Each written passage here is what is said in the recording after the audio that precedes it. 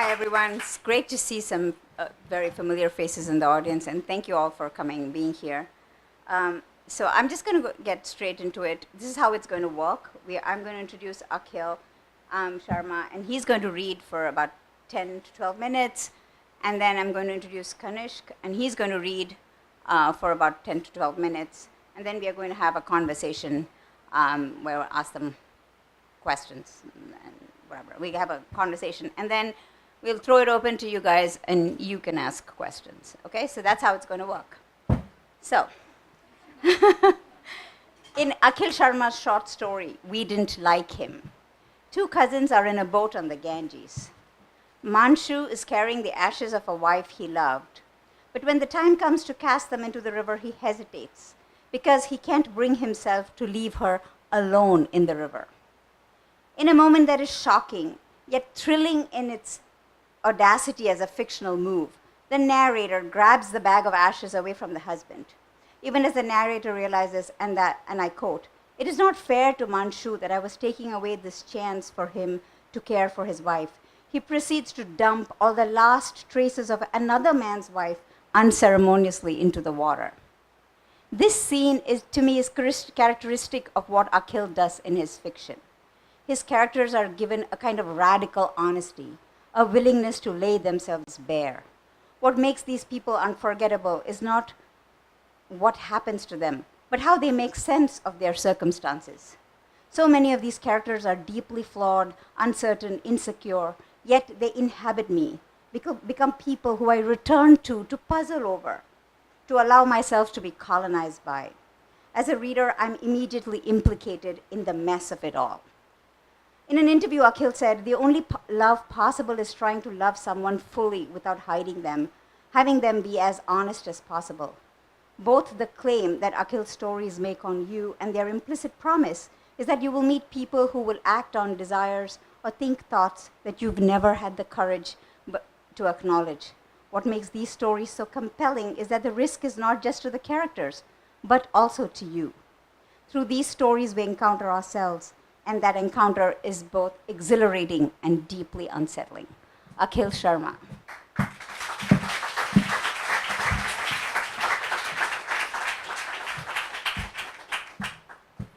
Meera, thank you so much for that very kind introduction. I always think that this can't be true. And now, I'm trying my best to accept the praise. Because my tendency is to then begin to do the opposite, which is to assume that Meera is dishonest, which isn't fair to her. I'm going to read from the opening story called Cosmopolitan. I love this story because it's the first story that I ever wrote, which I wrote easily. And I love, any story which is not a pain, I especially love. All the stories that I really fought over, whether or not they're good, I despise them, because they bothered me. And when I wrote this story when I was very young. I think I was 19 or 20, I think. And what occurred was, at that point, I used to think, I have to write stories that are depressing. Somehow I thought that, if you're writing a story which is sort of miserable, it makes a deeper claim on you. That if you can make somebody sad, that is somehow more valuable than if you can make them laugh. So I began writing this story about a wife beater. And I don't really know anything about wife beating. And I got sort of, I wrote it, and my God, it was just like, it was sort of tedious even to me. And around that time, I'd had a really wonderful experience. I have an older brother who died, who was severely brain damaged. And I used to feel very, very guilty about him, about the fact that after his accident, and not only did I survive, but I was glad I was not the one who had the accident. And I remember writing a story in which a character is talking about this shame that he feels, that he's glad that he was the one who survived. And the other character says, everybody thinks these strange thoughts, you can't blame yourself for your thoughts. And to me, that was revolutionary. Like, I wish my parents had told me that. And it was for months afterwards, I felt like this weight had been lifted off from me. And when I walked, I literally felt like I was sort of dancing. And around that time, so I had begun writing this story about the wife beater. You know, when you're in a very cheerful mood, who wants to spend time with a wife beater? And so I began writing the story, and it wasn't going anywhere. And so I just began writing this one. And I had this idea that there would be a character who doesn't know what to do, and so begins reading women's magazine. It doesn't know how to win over love, and so begins reading women's magazines to win over affection, which is what I used to do as a young boy. Like I was always wondering, hey, how do you get women to like you? And so I would read women's like Cosmopolitan, Elle, Red Book, loved it. Plus, of course, you had those very nice photos of women. So I'll begin. A little after 10 in the morning, Mrs. Shaw walked across Gopal Maurya's lawn to his house. It was Saturday and Gopal was asleep on the couch. The house was dark. When he first heard the doorbell, the ringing became part of a dream. Only he had been in the house during the 4 months since his wife had followed his daughter out of his life, and the sound of the bell joined somehow with his dream to make him feel ridiculous. Mrs. Shaw rang the bell again. Gopal woke confused and anxious, the state he was in most mornings. He was wearing only underwear and socks, but his blanket was cold from sweat. He stood up and hurried to the door. He looked through the peephole. The sky was bright and clear. Mrs. Shaw was standing sideways from about a foot from the door and appeared to be staring out over his lawn at her house. She was short and red-haired and wore a pink sweatshirt and grey jogging pants. Hold on, Mrs. Shaw, he shouted, and ran back into the living room to search for a pair of pants and a shirt. The light was dim and he had difficulty finding them. As he groped under and behind the couch and looked among the clothes crumpled on the floor, he worried that Mrs. Shaw would not wait and was already walking down the steps. He wondered if he had time to turn on the lights to make his search easier. This was typical of the details that would baffle him in the morning. Mrs. Shaw and Gopal had been neighbors for about 2 years, but Gopal had met her only 3 or 4 times in passing. From his wife he had learned that Mrs. Shaw was a guidance counselor at the high school his daughter had attended. He also learned that she had been divorced for a decade. Her husband, a successful orthodontist, had left her. Since then, Mrs. Shaw had moved 5 or 6 times, though rarely more than a few miles from where she had last lived. She had bought the small mustard-colored house next to Gopal's as part of this restlessness. Although he did not dislike Mrs. Shaw, Gopal was irritated by the peeling paint on her house and the weeds sprouting out of her broken asphalt driveway, as if by association his house was becoming shabbier. The various cars that left her house late at night made him see her as dissolute. But all this Gopal was willing to forget that morning in exchange for even a minor friendship. Gopal found the pants and shirt and tugged them on as he returned to open the door. The light and cold air swept in, reminding him of what he must look like. Gopal was a small man with delicate high cheekbones and long eyelashes. He had always been proud of his looks and had dressed well. Now he feared that the grey stubble and long hair made him appear bereft. "Hello, Mr. Maurya," Mrs. Shaw said, looking at him and through him into the darkened house and then again at him. The sun shone behind her. The sky was blue dissolving into white. "How are you?" she asked gently. "Oh, Mrs. Shaw," Gopal said, his voice pitted and rough. "Some bad things have happened to me." He had not meant to speak so directly. He stepped out of the doorway. The front door opened into a vestibule and one had a clear view from there of the living room and the couch where Gopal slept. He switched on the lights. To the right was the kitchen. The round formica table and the counters were dusty. Mrs. Shaw appeared startled by this detail.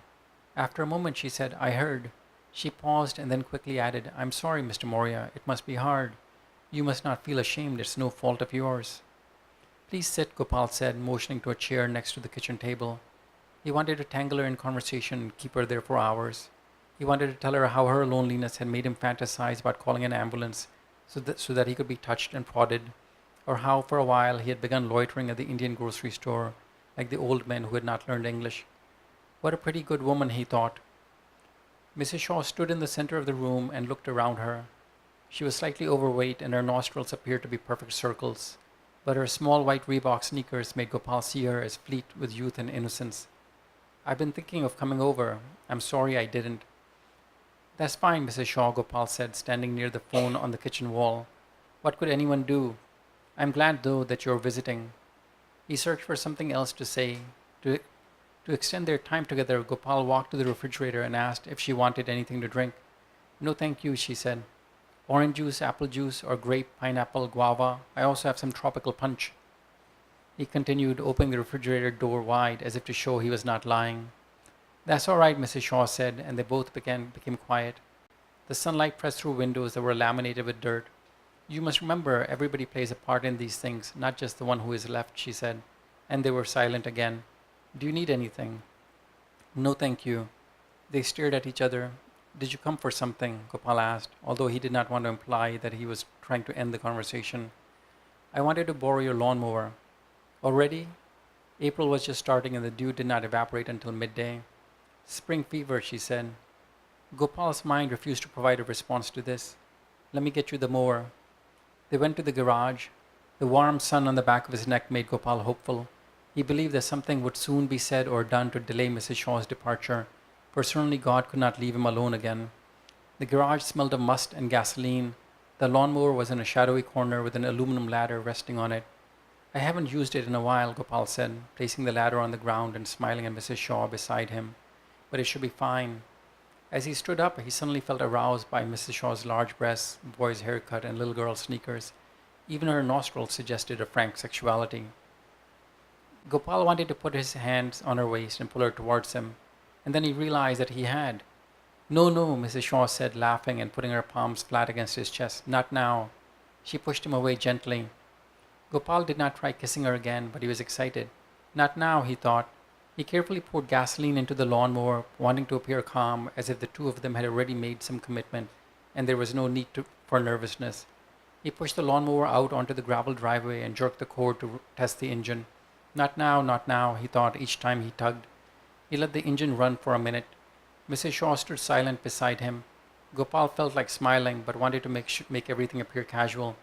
You can have it for as long as you need, he said. Thank you, Mrs. Shaw replied and smiled. They looked at each other for a moment without saying anything. Then she rolled the lawnmower down the driveway and onto the road. She stopped, turned to look at him and said, I'll call. Good, Gopal answered, and watched her push the lawnmower down the road and up her driveway into the tin shack that huddled at its end. The driveway was separated from her ranch-style house by 10 or 15 feet of grass, and they were connected by a trampled path. Before she entered her house, Mrs. Shaw turned and looked at him as he stood at the top of his driveway. She smiled and waved. When he went back into his house, Gopal was too excited to sleep. Before Mrs. Shaw, the only woman he had ever embraced was his wife, and a part of him assumed that it was now only a matter of time before he and Mrs. Shaw fell in love, and his life resumed its normalcy. Oh, to live again as he had for nearly 30 years, Gopal thought, with such force that he shocked himself. Unable to sit, unable even to think coherently, he walked around his house. So that's all I'm going to read. I just want to point out certain parts which I'm sort of pleased by. So, for example, I had, this is the first time I ever did a point of view where you begin with a character. So, a little after 10 in the morning, Mrs. Shaw walked across, and then you go enter into another physical space, and then remain with that character. So I'm just sort of pleased by that little move, and it's at that point at that point when I was writing, everything was very tight in my writing, and so there always had to be a rationale for a description or something. So you always need to build up scenes, right? You have to have visuals, and so you have to have Mrs. Shaw turn around and look up so you can describe what the sky is. Otherwise, it's an unmotivated description. Or, when he says the light and cold air swept in, reminding him what he must look like. Well, I need to describe him physically to my reader, so I need some reason for doing it. But this is the first time I ever described a character as physically attractive. Usually, at least until then, my characters were homunculuses. Somehow I felt that my sense of them as sort of guilty, decrepit characters needed to be manifested in their body. And because this is the first time I wrote something without much guilt, even the characters became decent looking. But anyway, thank you so much for coming.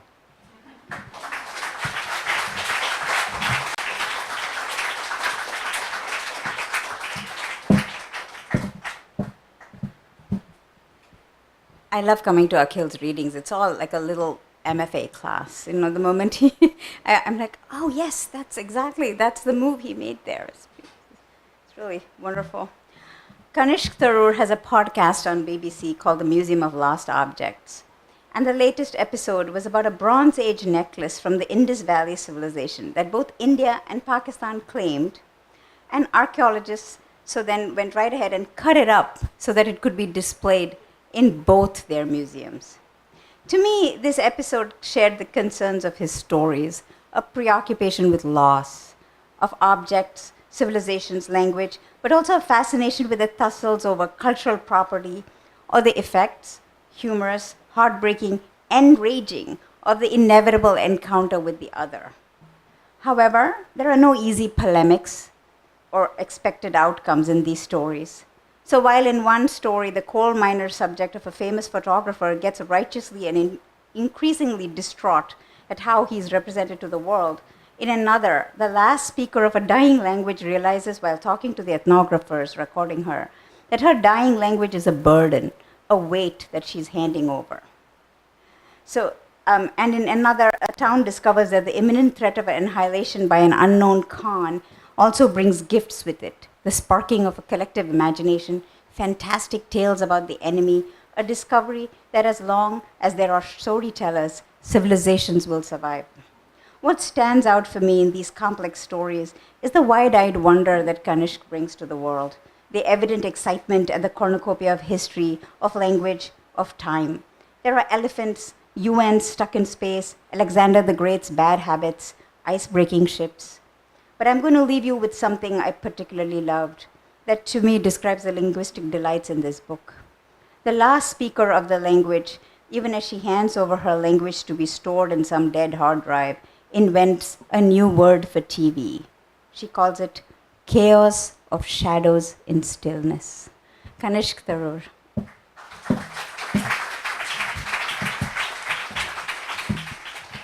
Thank you, Meera. That was a very kind introduction. And let me also say that it's such a pleasure to be here. I have been in the audience where you are so many times, so it's quite a thrill to be on the other side, to be speaking here. I am going to read from the story that Meera mentioned, Swimmer Among the Stars, which is the title story. It came out of my interest in the problem, some people don't think it's a problem, of language extinction. That is, you know, by the end of this coming century, 50%, some people say as much as 90% of the world's languages will be extinct. And we live in this unprecedented time of language loss. And I've always been sort of interested in what that means, what it means to inhabit a language, what it means to lose a language. And so this was a story that was part of my wrestling with that question. I set it in a sort of remote valley in North India, which I've been to. But actually, what prompted my interest in the subject was very local. Some of you may know that, you know, in New York City, where there are upwards of 800 languages spoken, many of these are languages that are either endangered or extinct in the countries they came from. So that in diaspora in Queens and the outer boroughs and in Long Island and New Jersey, there are languages still spoken that are no longer spoken in the hill tracts of Bangladesh or in Kenya or in Indonesia and so forth. So this is, as much as this story is set far away, it is a local issue. So let me begin with that, and then, and again, thank you so much for coming, and this is really special for me as well, to read alongside Akhil and to be in, I've always called this awe, because it's saying AAWW seemed a bit cumbersome. So it's, you know, I'm in awe that I get to be at all right now. Okay. As a rule, the last speaker of a language no longer uses it. Ethnographers show up at the door with digital recorders, ready to archive every declension, each instance of the genitive, the idiosyncratic function of verbal suffixes. But this display hardly counts as normal speech. It simply confirms reality to the last speaker, that the old world of her mind is cut adrift from humans and can only be pulped into a computer. She finds it strange to listen to the sounds of her mouth. Inevitably, she mingles a more common language with her own. That common language, after all, is the speech that now keeps her company, that leads her through the market, that sits with her in the evenings by the television, that gives her the terminal diagnosis at the clinic, that pours through her letterbox, that comes in a crisp nurse's outfit to wash her feet. Her own language does nothing of the sort. It is nowhere to be found. She pauses, silent now, staring incredulously at the microphone. How am I the last speaker of my language? How can I be its keeper? My language left me. She apologizes to the ethnographers. You must understand, she says, that though my memory is preserved better than a lemon, it is still difficult to remember which words are my own and which words are not. Please speak as it comes naturally to you, the ethnographers say. Thank you, I'll try. In any case, we can help you remember. The last speaker looks up puzzled. But if you know already, then why do you want to hear it from me? It means something more if it comes from you. Do you speak my language then? Do you understand me when I say this, when I say that, and even now when I'm singing this song that my father sang every day as he disappeared down the valley? She sings, and her alien words crackle about the room. No, we do not understand, the ethnographers say, or if we do, it is only distantly. Oh, that's a shame. It would be nice to sing that song for somebody. Please, madam, sing it for the microphone. She grins. So the microphone understands, does it? Yes, it understands. If only you could get microphones to talk. She laughs and then feels a little sorry for herself. She does not mean to sound sardonic. No one could accuse her of being indifferent to her plight. Some years before, it had occurred to her that she was no longer in the habit of hearing her own tongue. Everybody in the town seemed to be speaking the common language. She did not mind using their language, since she had dwelt in it for a long time, almost as long as she could remember, and had kept it clean and given it a good airing, rearranged the furniture so it suited her just right. It was the language of her husband and her children, and she had made it hers. But always in the darker corner she placed mementos of her own, a proverb, a snatch of rhyme, some light daily expressions, the glimpse of which would startle her family. With nobody to speak her language to, she began talking with objects, the pots and pans, a creaking door, the sharp corner of a table. She never spoke it with animals because, and here a foreign kind of pride sparked within her, it was never a language to waste on goats. Once, on a rare visit, her son came upon her in the living room, speaking with a teacup. He told her she was going mad. No, she sighed, you don't understand. This is what a conversation sounds like. Would you like a cup of tea? The last speaker asked the ethnographers. They would. Let's have some tea and then I'll sing for you. She rises from her seat and waits as they shift their equipment, the light stand and camera, the microphones, the attendant knots of wires. Brushing away their offers to assist her, she lights the stove with a match and stares out through the kitchen window. Poplars nod in the breeze over the mustard field. Someone's boy is loitering at the front gate, his hands in the pockets of his jeans. At each half step, his sneakers light up red. She thinks he must be here to look at the visitors, but she's wrong. He follows her movements with open curiosity, as if there was something surprising about the way a kettle boils. She smiles. That's the matter with strange guests. They turn you into a stranger as well. The tea warms her voice. When she sings, her eyes close, and her chin with its gentle down of hair thrusts forward into the lamplight. The ethnographers cannot help but admire her strong set of teeth, a rare sight in so much of their work. They are used to thinking that there is half a relationship between dental health and endangered languages. Languages, like people, become toothless. In her case, of course, a full mouth of teeth won't make any difference. She is the last, the very last. After her, the language has only a ghostly future. Few even remember the time when its clambering rhythms united the valley and the uplands. Clinically speaking, it is already dead.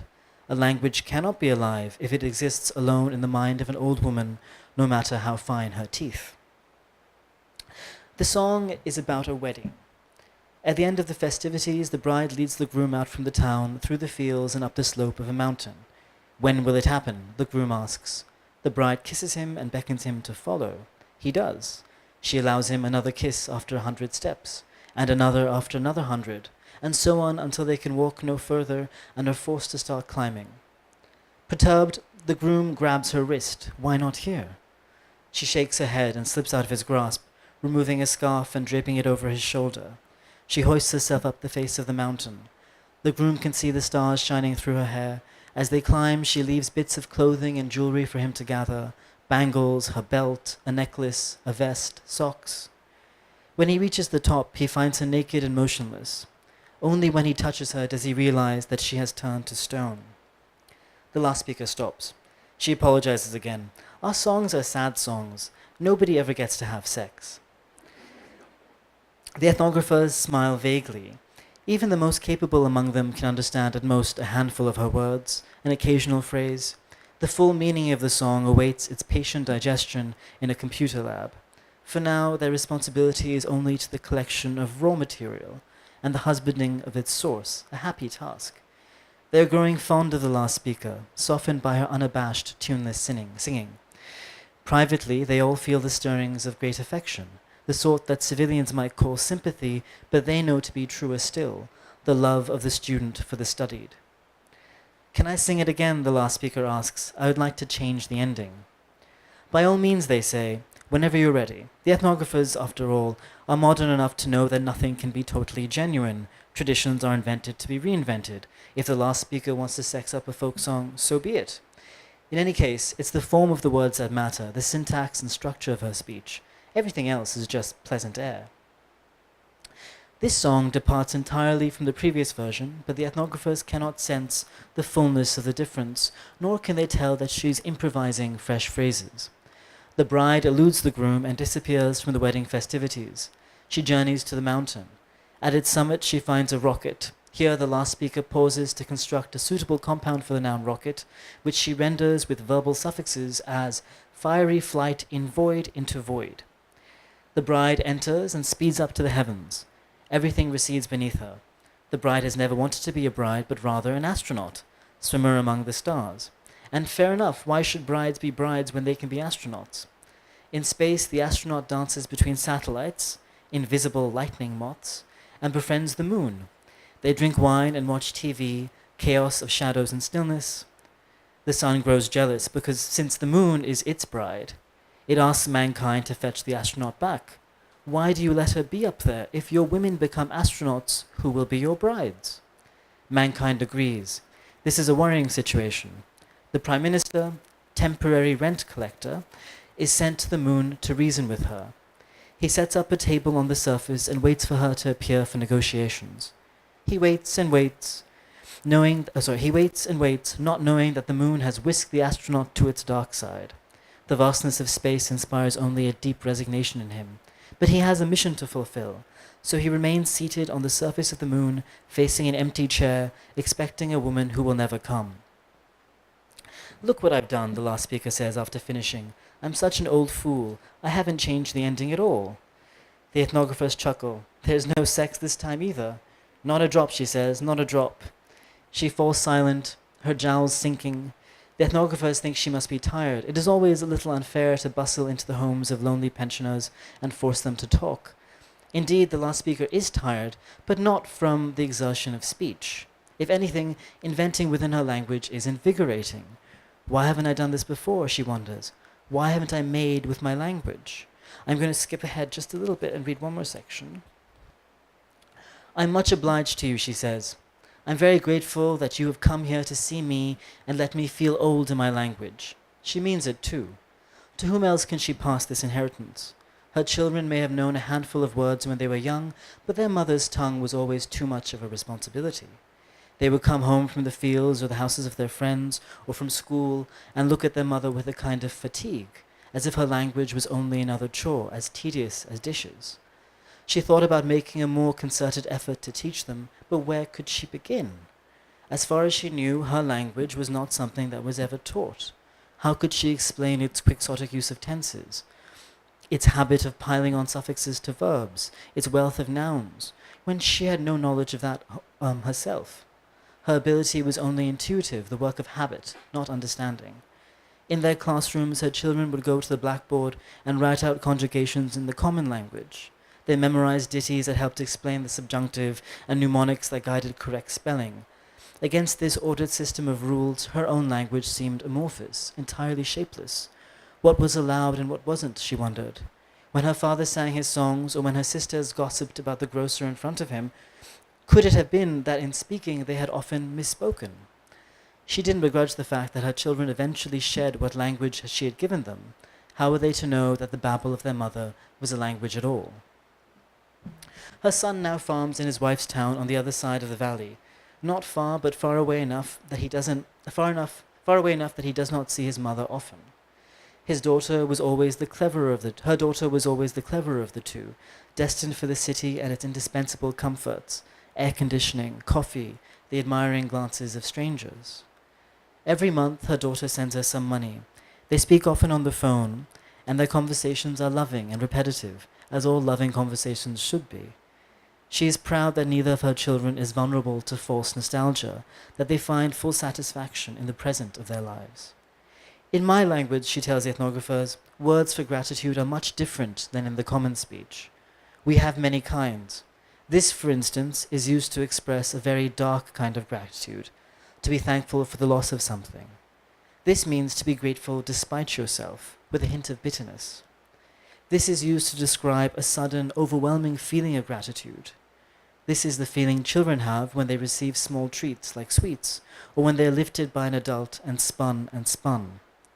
The ethnographers take notes. Nobody ever compiled a complete grammar or lexicon of the language, so part of their mission is to attempt to reconstruct the language in its fullness. They will never know that in her language there were more than a dozen ways of indicating and describing gratitude. Here are a few more. The gratitude of natural things for one another, like the hive for the branch, the tree for the bees, the cloud for the sun. Collective gratitude, the thanks of a family or a town or a people. Gratitude directed to the cosmos for superiority, for knowing that one is better than everybody else. The gratitude of one saved from death by starvation. Her language boasted many verbs for which no simple equivalents exist in the common language. For example, this means to be afraid of seeing time pass. This means to tell bedtime stories in the depths of winter. This is the action of stirring a kind of gravy in a pot. This also denotes the motion of a pig rooting around in the mud.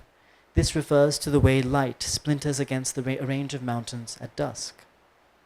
This describes in one word how mountains gain mass and shape at dawn. This means to feel strange in an unfamiliar place.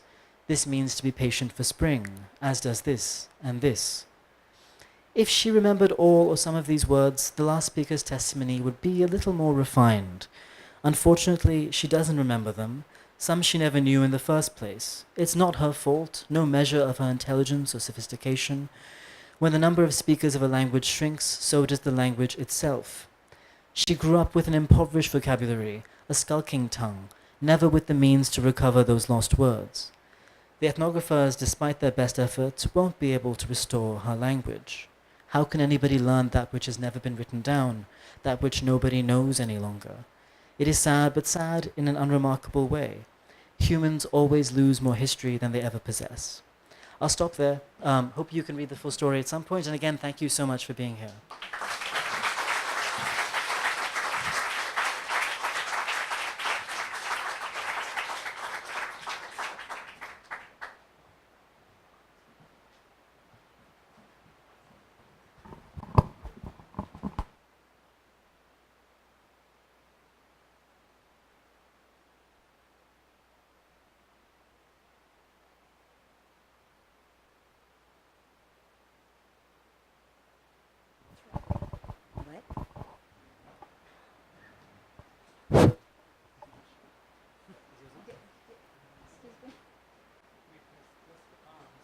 Right, it's been in. Yeah. No, you press the.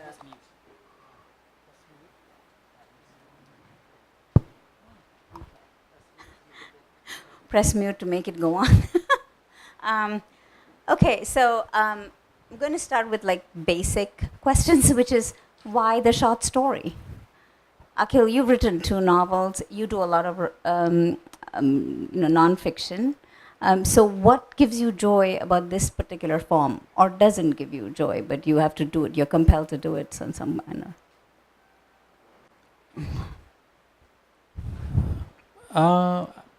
I like short stories because they don't torment as much as a novel. And there's also this sense that you can go out, you can do something which generates a certain amount of emotional power, partially because it's contained, and partially because you can always generate emotional power through narratives. So, and as a person who likes to communicate and does not like the torment of novels, that is that combination. Okay. Yeah, I mean, I don't have a particular ideological alliance to the short story. I'm working on a novel right now, and I share the sense of struggle that the novel requires. In that a way, that with a short story, I think it offers you as a writer sort of certain moments of satisfaction that at the finishing of a short story that as I'm writing my first novel, I sort of miss. And for me, I find that short stories are quite flexible, and often that they allow me and the sort of imaginations that I like to exercise in my fiction, the kind of license that can be sustained over 30 pages that may not be able to be sustained over 300 pages. So I can have a slightly fantastical conceit like the United Nations orbiting Earth in a interstellar hotel, that might make that actually works. I think over 30 pages, where I might stretch the bounds of credulity over 300. Okay. And then I wanted to know about the material. I mean, all of us have sort of sometimes stake out a certain territory. So does the material find you? Do you find the material? Why this particular territory? What motivate? What compels you towards this particular material? Well, I mean, if this is an act of territory grabbing, then it's a really insane land grab, because these stories cover all sorts of subjects, and there's a story about the last speaker of a language. There's a story about a Central Asian town on the verge of its destruction. There's stories that reprise the Persian myths around Alexander the Great, and these are really I suppose. One of the things that the short stories have allowed me is this ability to explore my interests. I have quite varied historical and political interests, and in my fiction I just let them run loose. But I guess what I'm asking is, so why this particular? I mean, what brings you to go into these sort of vast spaces? What I'm saying is, like, basically there's the UN, or then there's Alexander, or there's the elephant that is parceled off to Morocco. So I guess I'm wondering, where is this coming from? I mean, all these stories have fairly different points of origin. So, for example, there's a story about an elephant that's sent to Morocco from India that came to me when I was a kid, when it was told to us by a family friend. This was a real story about an elephant that was requested by a Moroccan princess that was eventually sent there. Indian bureaucracy works slowly, so 6 years after the request was made, it was sent there, and by the time it arrived, the Moroccan princess was no longer interested in it and was studying sociology in Paris. But the elephant had to be taken care of. So I just imagined this story, it stuck with me. I traveled to Morocco and I wanted to reprise that. And just as a side note, it was funny because when I launched my book in India, in the audience in Delhi was a woman who was the daughter of the Indian ambassador at the time, and had brought with her a picture of this Moroccan princess and the elephant that she knew, and then said that I described her father, the ambassador, exactly, even though I completely made up all my descriptions.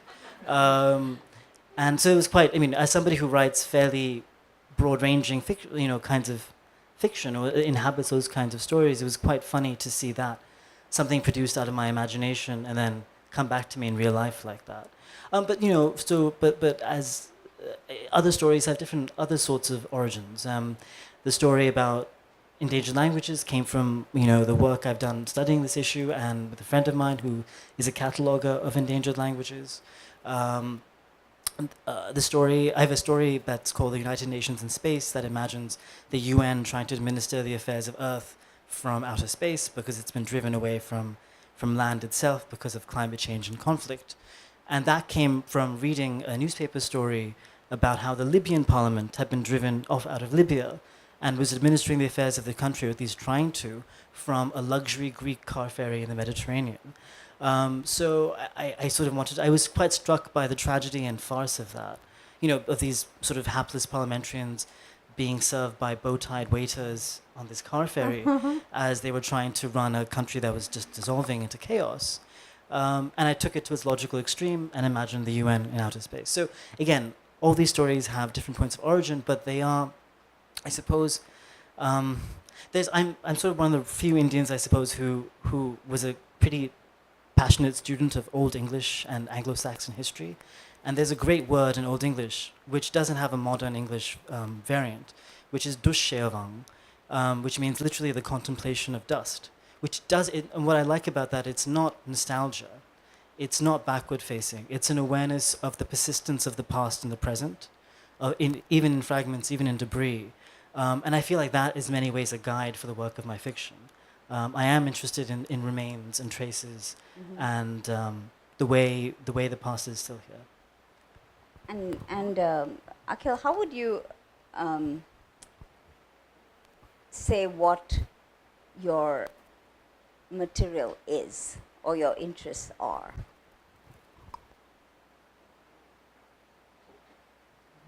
I find I have a certain way of engaging with the material, and it is what I'm interested in is making these particular characters' problems matter and trying to understand their psychology. And it's that voice and that engagement is the material, is really the material. That methodology is the methodology and process is my material, and then I apply it to different things. And so for me, the way that a story, the subject matter can be all sorts of random stuff. Like here's this guy who I had thought of the idea of this man who begins reading women's magazines. And I had done that as a child, and so that came to me. I wrote about the two cousins because there was a Pandit who I disliked a lot, who I met after my brother's death. And so I wanted to write about him. But the material begins one way, and then I realize I don't actually know it enough for me to be able to invent in a convincing manner. And so I draw the material back into a world that I actually know. So in my original thought with that story about the Pandit was that he wanted to be a televangelist. But I don't know enough about Indian cable TV to be able to do it. And so I had to draw it back into a world that is legible. The emotions that I'm interested in, the effects I'm interested in, require the world to be convincing. And so it's largely, when I think about what draws me, it is how can I use this particular process to make a story that is that would be meaningful to the reader, and which I have not already written. Yeah, I mean, so just to go off the emotion, which both of you are very different writers. I mean, I find that. So I was very interested in the way your method is so different from his, in the sense that there is almost a kind of a distance that we are made to keep as these circumstances sort of unfold. So I was really, but that's not to say that you're not generating emotion. So I would be interested in hearing, some of what you do to sort of break your reader's heart. So what do you do to generate emotion in the reader? I mean, what is your approach towards emotion? Because, I mean, I don't even, I, as a writer and reader, feel that I have to be emotionally sort of attacked in some way by a writer. But that doesn't have to be in any particular way. That the emotion can be anything. So I was wondering if you would talk a little bit about how you go about that process,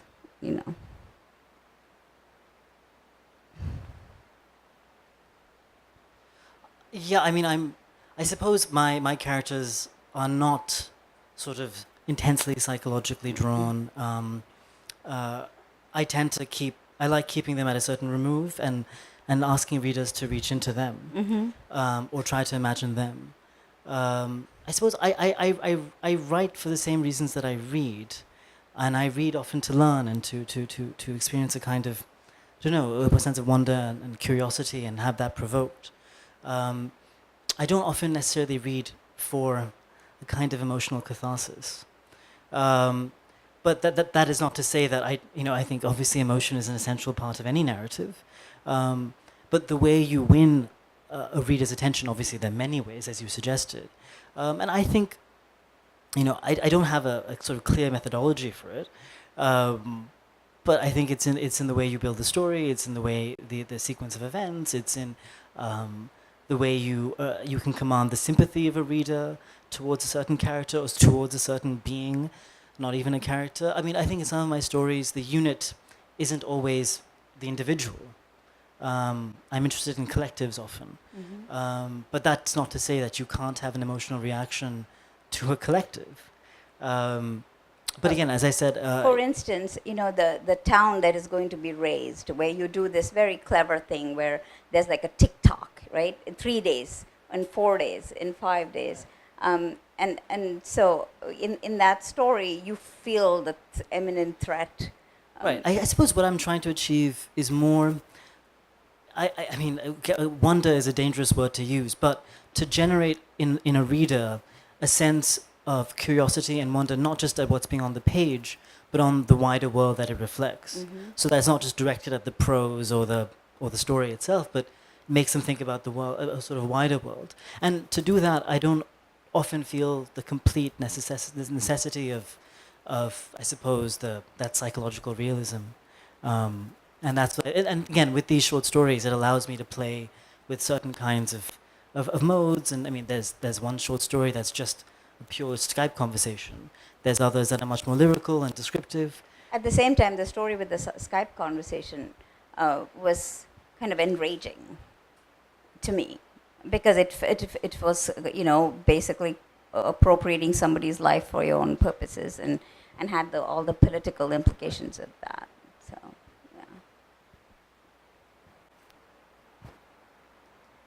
yeah.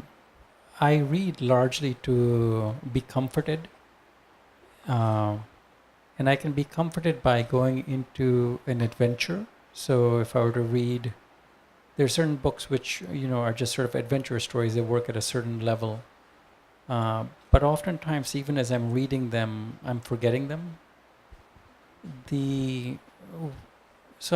What I want is to be comforted, and the only way to be comforted for me is to feel less alone, and so when I write, it's sort of a similar thing. It's a way of making myself less alone by revealing these characters. It's that desire to be seen. I am rarely interested in stories because they just tell something interesting. Rarely interested in that.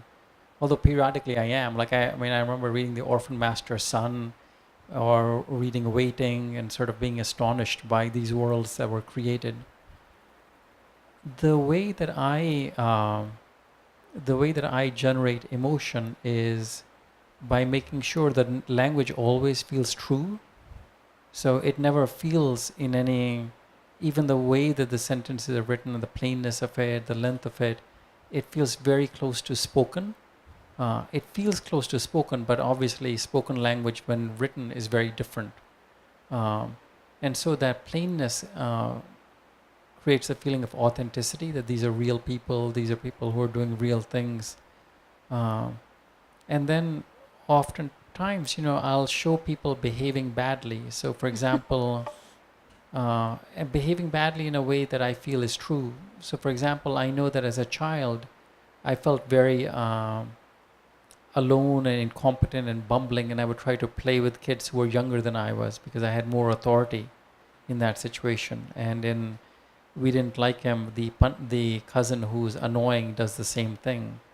And so finding things which I think are very true and are not really written about, and seeing things, it's the ability to see, right? The ability to, like, I remember when my family left India, my mother closed, we, we were about to leave, we had the suitcases packed and by the door, and my mother closed all the doors and windows, and we did a prayer. And I had this weird feeling that we were sort of hiding ourselves. And I remember reading in Tolstoy's childhood that the family, when they were leaving their summer house, did the exact same thing. And I had a sense of recognition. These details which occur but which are forgotten, that just sort of flicker barely at the edge of our consciousness. And so my stories, among other things, rely upon that.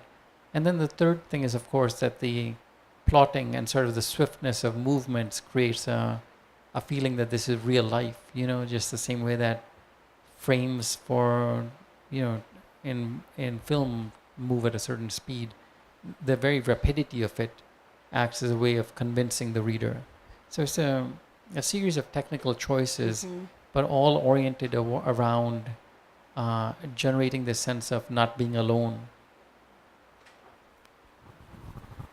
Just one last question, and I'm going to throw it open to the audiences. So you've just finished, putting together this book and putting it out in the world. And Akhil, you compiled stories, some which you wrote when you were 20, and some that were pretty new. I mean, Manchu came out like a few months ago, I think, in the New Yorker, right? And so I was thinking, what did you learn about yourselves as writers as you put together these collections? And what did you wish, oh my gosh, I'm never going to do that again? Is there anything like that you felt like as you were putting these things together, and you're at the end of like a journey of writing so much? So any insights into yourselves as writers?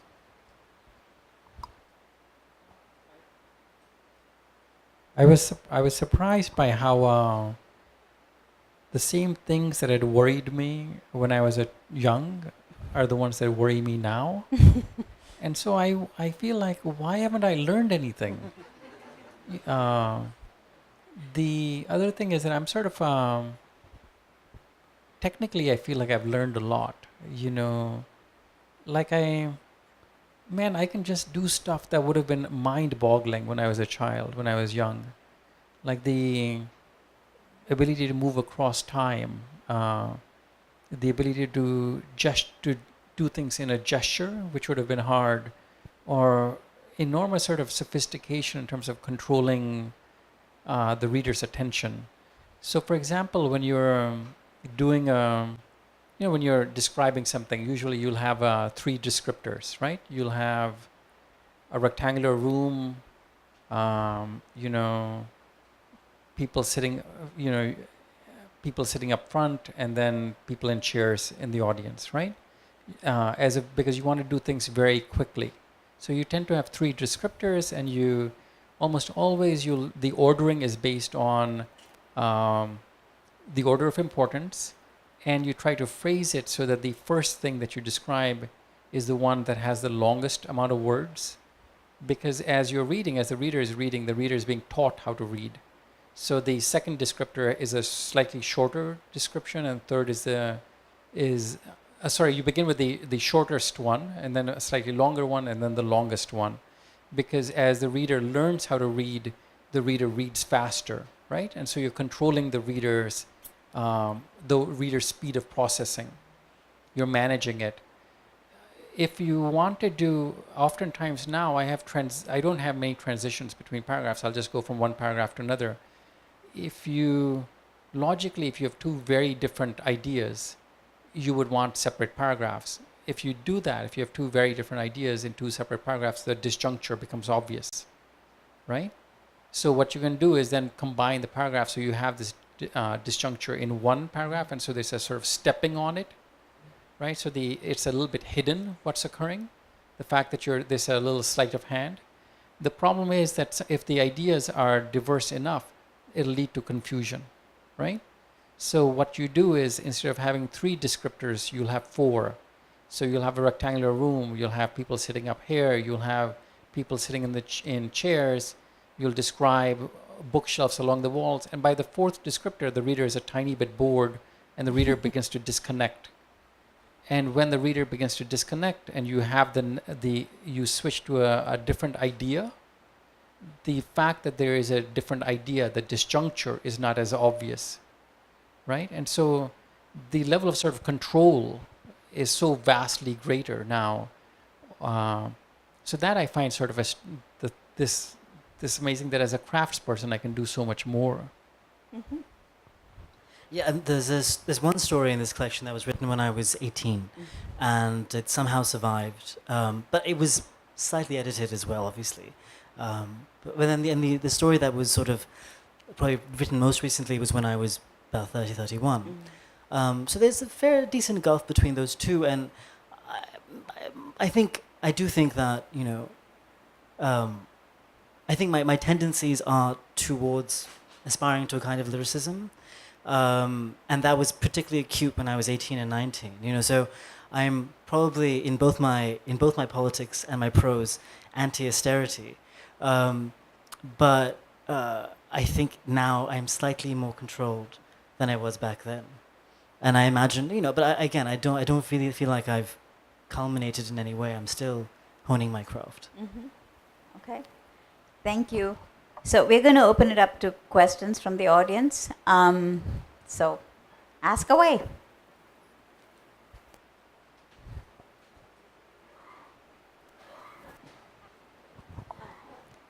Hi. Kanishk, I feel as though somehow there are passages in your stories, or characters in your stories, or objects in your stories that in some way exemplify your sense of who you are as a writer. And I feel somehow as though you feel this tremendous weight, this burden of being the custodian of things that are on the verge of extinction, or of things that are no longer of use, like the elephant or the language. And I wonder if this resonates with you at all, as though you have a kind of moral responsibility to preserve these precious things that are quickly fading away. That's a very generous and slightly foreboding way of describing what I do. But I suppose, I mean, I have always been interested in sort of marginal stories, in stories not just in the present, but, you know, going back in time. There's a section in this book that is all about sort of little snippets in vignette form of uncanny moments in history that, again, are included because I enjoy rewriting them, and also because people don't know about them. And I think people should know about them. Yeah, there is an interest, not the unknown, but the things that are deliberately marginalized, and the things that are deliberately suppressed sounds very strong, but deliberately put to the side. And I do feel, I suppose, something of an ethical responsibility there. But this, you know, it's not, I wish it's not so premeditated. These are things that I'm interested in, and I just allow my fiction to explore them. It's in the back there. So my favorite part in the Swim Among the Stars excerpt was the part where the last speaker makes a decision to rewrite the myth. And you mentioned earlier as well that you like to explore different political or historical aspects and incorporate that and rewrite those in a way in your own stories, in like it's doing the same thing the last speaker did. So my question is, for you, what is that process like? Do you usually start with like, this myth is cool, I grew up hearing this, like what lessons can I extract from that to put into my work? Or do you start with, I want to tell this, and what myths can I use can I render to tell? I'm wondering about the directionality of that. Well, okay, I'll give you one specific example. There's a section in the book that's a reprising of the what's called the Alexander Romance, which is a sort of tales of and legends, mostly apocryphal, about Alexander the Great. But what's interesting about them is that they spread in all sorts of language traditions in the medieval ages. So as far as Scotland and what's now Malaysia, and I was interested in why these stories had currency. And they were kind of, why they could cross so much space and so much time. And so I had long been interested in these tales, and I did a lot of sort of quite directed reading about them. And it seemed to me that what was wonderful about these tales was that, they're ostensibly about this heroic figure, Alexander the Great. But you get at every stage, it's about the rebuke to his ambition. And I read, and there's a lot of humor in there too. I mean, there's stories about how a wizard casts a spell on his penis, so he can't satisfy concubines and so forth, and he gets very upset about that. And other kinds, less ribald stories as well. But what I was struck by, and what felt quite modern to me, was the sort of very clear skepticism and criticism of power in these ancient myths. And so I wanted to recover that. But again, it wasn't. There's not necessarily a clear strategy. It's these. So in the case of those myths, for example, they had occupied me for a decade, and I wanted to work something out with them, and they came out through fiction. This question's interesting because it's about myth making and trying to sort of disassemble the myth.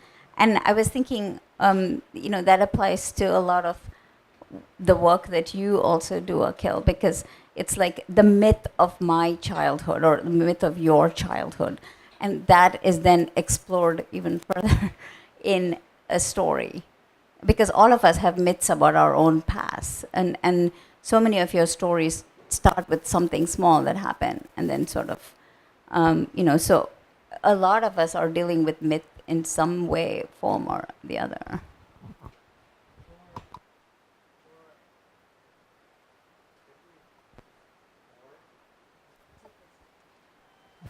Or every story to some extent has to be a myth, right? It has to generate symbolic power. It has to speak for something much larger than these characters. And then the question is, how do you do that? How do you create something that has weight? And that's, I know there are things that from my childhood that I've taken and converted, and now because they've been published and I talk about them, they take on a greater state in my head than they actually did in life. Right. So, I read women's magazines, but I also watched a ton of kung fu movies, and I've never written about those. Right. Anyone else? I see a lot of hands. Go ahead.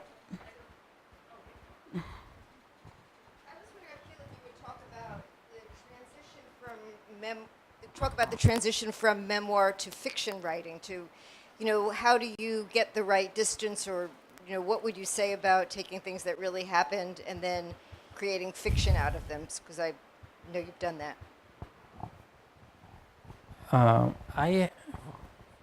So the only memoir, like straight up memoir that I've ever written are these essays that I've written for various magazines and newspapers. Almost always what I've done is taken my life and turned it into fiction and invented, lots of details. I think it's very hard to take something that is true and turn it into convincing fiction. And I think at least for me, what occurs is that all my instincts are thrown off. I keep thinking, I write something down and I don't know, have I described the room accurately enough? Because my own life matters too much for me. So I think that's one thing that occurs. Mostly I would say avoid it. Don't go from, feel free to use your life, but the idea of converting a major story into fiction, or taking a lot of details from your life and turning it into fiction can be a true nightmare, just an absolute nightmare. So I try to do my best to avoid it. As a teacher, I always get that student who says, but that really happened. And so then you cannot touch it ever again. It's become sacred. You might as well, coat it in beeswax and keep it somewhere. So, yeah. Anything else? Anyone else here?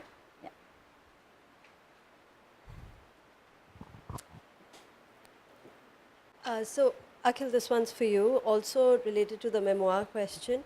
So, your book, Family Life, and also a short story in this collection, is about a young boy who is severely injured and later dies.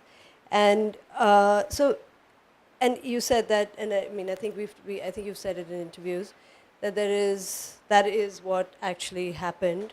You lost your brother. So there is a bit of real life meeting fiction. So how do you draw the line for yourself, or particularly I think when we read, at least when I read, and I know that that has happened to you, I'm thinking that that is sort of the premise of your story.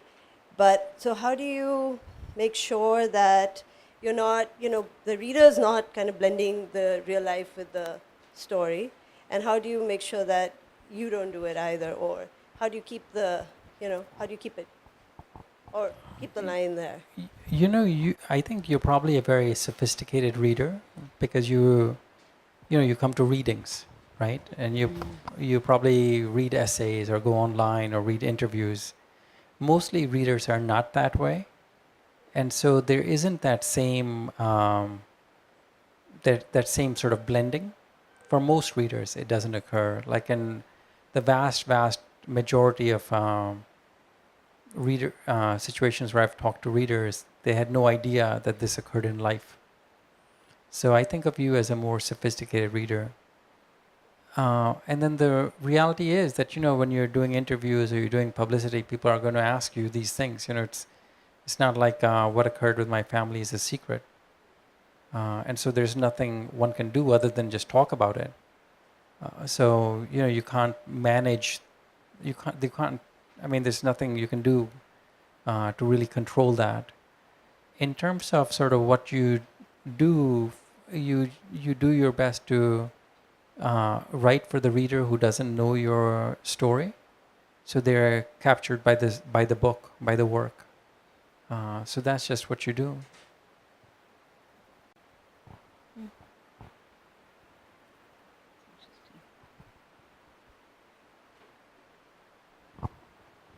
Hi. We have a question from the live stream. Someone named Priya. How do you think of short stories in terms of a collection? Do you think about each story and how it fits in the larger whole, and how do you kind of assemble them together? Both of you can take When that. you were assembling your collection, did you think they would read it from beginning to end? It's funny. So I have an edition of the book that came out in India a year before this one did, and the sequence of stories is completely different. Even some of the stories in this book are not in the Indian version, and there's some in that version that are not in this book. So I had to think about this quite a bit. And I think with a book of short stories, sometimes people are attracted to them because they think they can just dip in and out. Yeah. But and I'm sure that's what happens. But I also wanted there to be a kind of rhythm in case some people did read. So there are stories that I've positioned later on in the collection that I think work better once you've read up to them, and have maybe become more familiar with the way these stories are working. Yeah, I do think the sequence matters. And in terms of just putting together the collection itself,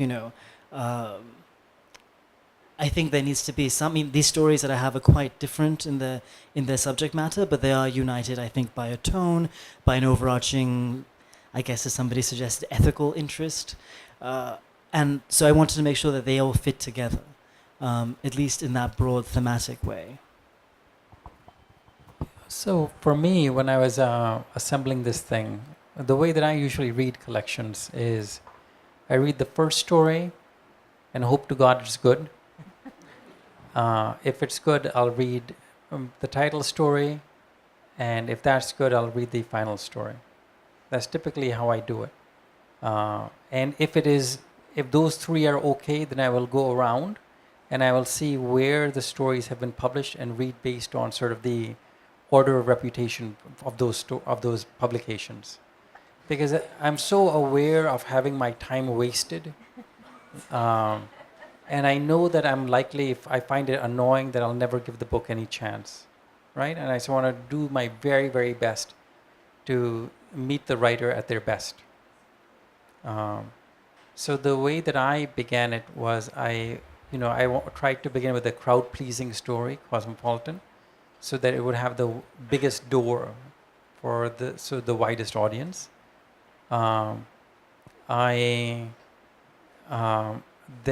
Because that story is from the point of somebody older, I then wanted to have somebody very young to show range, and then I did somebody slightly older.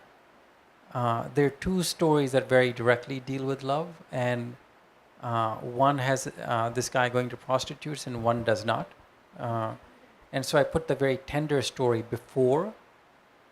And then the sort of darker story after, because I think if the order was reversed, it would be hard to take the tender story seriously. And then there are other stories so the last story I picked, because it feels sort of almost like a skeleton key to a lot of the weirdness, a lot of the stuff that these characters deal with. And so that was the logic of it.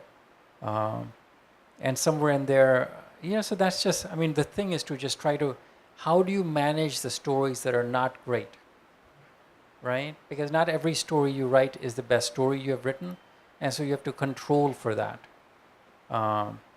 You have to hide your weaknesses. That's sort of also a really big issue as you're sort of organizing these stories. Like, how do you trap the reader enough that they will read the story that is not good, and then reward them with a better story? At least that's how I was thinking it through. Did you do something with point of view too? I did. I was very, very concerned about trying to avoid two first-person narratives next to each other. Unfortunately, I got trapped in that situation just because of sort of the other concerns I was trying to manage.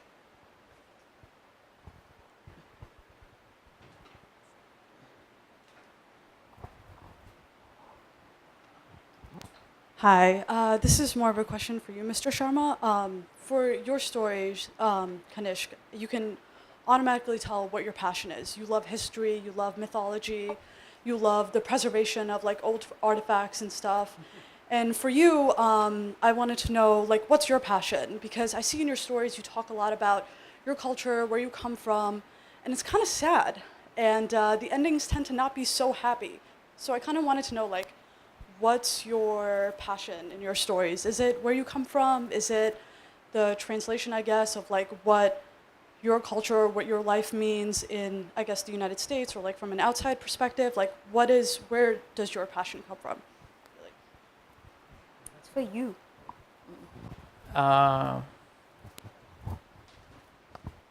What is my passion? It's man, I want to be a nice guy. And I oftentimes feel like guilty. So that's a really important thing, that anxiety of guilt. I often write about characters who are in situations where they don't know what to do, but their own desires and needs keep pushing them forward. And with each step, they're entering into more and more complicated situations. And so how to live a life where you are working with limited resources, both financially and emotionally and psychologically, and still behave in a stand-up way. These are sort of my dominant concerns. I also, it's funny to me, a lot of these stories don't feel like sad stories. I think partially because, of course, I'm the guy writing them, but I have much more control over them. and so they don't feel sad to me, and to some extent they're not sad because they're fiction, right? And so there is a sense of no matter how hard you try to make them feel like life, there is the sense that things get contained, and the fact that it's inside fiction and every detail is sort of selected means that there's something meaningful about it. Whereas the real awful thing about life is that there is regularly no meaning. Like I remember as a child going with my mom to visit some relatives right before we left India. And I was sort of restless. We left and I was restless and irritable. I was 4 or 5. I mean, I must have been 6 or 7. And my mother gave me her sunglasses to put on, to play with. And we were standing by the side of this road waiting for a bus. And I remember putting on the sunglasses and removing them, and the world felt emotionally different. Because it was the artificiality of the sunglasses meant that there was a logic to the world. And so the very fact that there is a logic to the world means that it isn't as depressing as the world. And so for me, fiction never feels depressing. It always feels, the fact that it is coherent always means that there is some work of beauty that is being attempted. So I want to sort of rephrase that for you too. I mean, there's a lot that goes on. This is the speaker of the last language. You know, that language is gone. The town will be razed to the ground when the Khan comes. You know, so there is that sense of sort of loss. So do you also feel that fiction is not inherently tragic? Well, readers have complained to me that my stories are often sad. I mean, and that they need to take a break between stories because they're too sad by some of them. It's very difficult to write a good, happy story. I think it's a lot easier to write a good, sad story. And I don't think of my stories as necessarily tragic. Some of the material I am interested in is about, as you've described, moments of loss, but also I think I do write about attempts at recuperation. I know, and again, in the process of writing, as Akhil said very well, you know, I don't necessarily relate to what I'm doing as a tragic endeavor.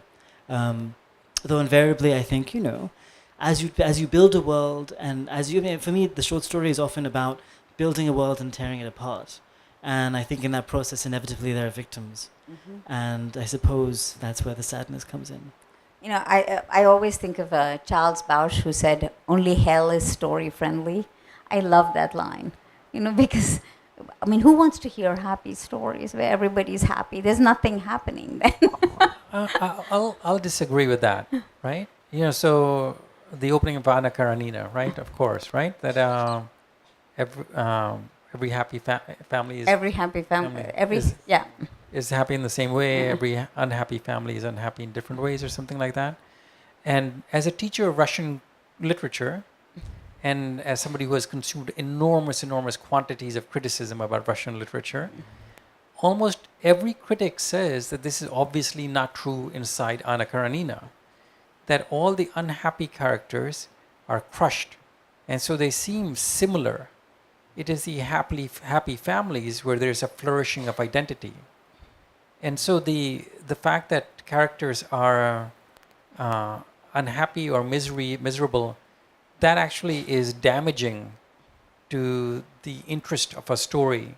It is the striving for happiness and the engagement with happiness that allows these characters to flourish. Mm-hmm. Okay, shall we take one more question? Is that okay? Okay. Maybe we should take it from someone who hasn't asked a question. Yeah, hi. I'll ask a question about real life and what the experience of publishing the book has been like. Akhil, it's your third book, so there's been a real evolution from your first. And so how does this fit in with your past work? This is your first book, and you also have a life doing narrative, nonfiction and podcasts. So where does this fit in? What's the reception been like? And Akhil, a lot of your work is it seems very personal. And so what's been the response from family members, especially from the second book or any parts of the other books, they do give a very intimate portrait of, I think, people who appear in your life for real. So I don't I don't read reviews. I read reviews for my first book, and that can make you crazy. And so I don't. So thank God there isn't the real chaos, the real excitement, the real sort of days spent sort of arguing with critics that occurred with the first book, or thinking, why did I not get more attention, right? All of that is madness. You do your work, and so you move on. And so with each book, I feel like I've become less engaged with the machinery of distributing the book. I'll do anything that my publicist suggests. But I try not to be engaged with it. But I hope for very good things, And in terms of, my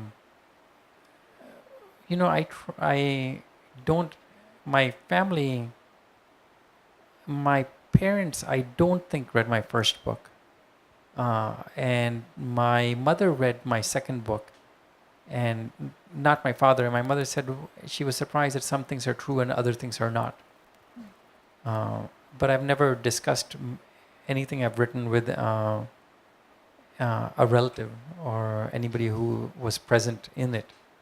So I don't know how they respond. And in the end, you have to sort of you have to say, look, it's fiction. That's all it is. Yeah, this is my first book, and I've actually had to live in it probably for longer than a lot of people have to, because it was released a year ago in India, and then there was I had to do the publicity for that, and then I had to wait a few months and then do it again a year later here in the US and then the UK. So I feel like I've been inhabiting this book for a long time, but I've actually been quite, I don't know, maybe charmed is the wrong word, but interested in how different the way it's read in India versus the way it's read here. And I've been grateful for the reception it's got, and grateful for the various kinds of responses, including critical ones, that I've got. So I'm happy about that. It's funny, I had this radio series on the BBC called Museum of Lost Objects, and as one interviewer rightly pointed out, you could have called your book Museum of Lost Objects too. And that had not occurred to me, but there is a kind of kinship there. So I do, even though this is fiction, it does fit into, I think, the wider interests of my other work. And I imagine going forward that what's been sketched here in this book of short stories is going to be, is going to find echoes in my later fiction and non-fiction.